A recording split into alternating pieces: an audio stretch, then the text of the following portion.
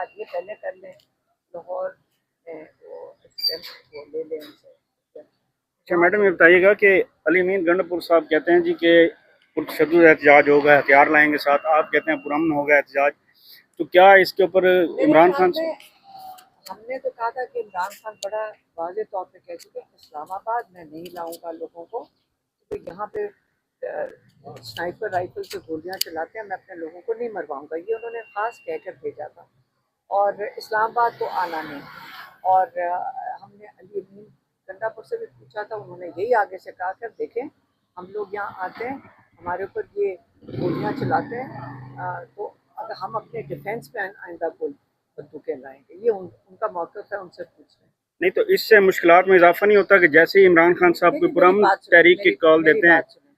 ان کی تحریک عمران خان ڈائریکشن دیں گے، اس کی انہوں نے کہا ہے وہ ڈائریکشن دیں گے، جب ان کی ڈائریکشن آئے گی اس کے مطابق وہ بتا دیں گے۔ ابھی تو وہ آئسولیشن میں ہے، لیکن انہوں نے کہا تھا تنظیم سازی کریں، تیاری کریں، انہوں نے ڈائریکشنز کلیئرلی دے چکے ہیں کہ کیا تیاریاں کرنی ہیں، اور اس کے بعد وہ بتائیں گے لائے عمل۔ انہوں نے ہمیں بھی نہیں بتایا ہوا، کسی کو بھی نہیں بتایا ہوا،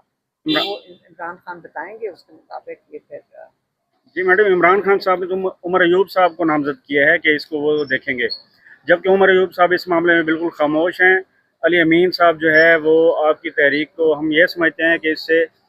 جو تحریک کی کال ہے اس سے نقصان پہنچ سکتا ہے کہ آپ پرامن احتجاج کی بات کریں اور ادھر سے جو ہے اس طرح کے بیانات آئیں۔ ان چیزوں کا نہیں پتا، یہ وہ خود ہی بتا دیں گے۔ ہم تو اس وقت عمران خان کے کورٹ کیسز، عمران خان کی اپیل،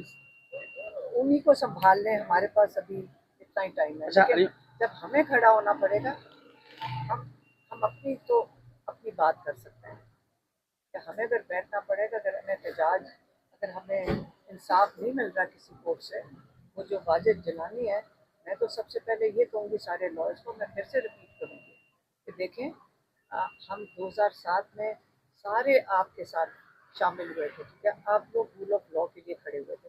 آپ نے لائرس موومنٹ شروع کی تھی، ہم آپ کے ساتھ تھے، تو اب جب کہ بالکل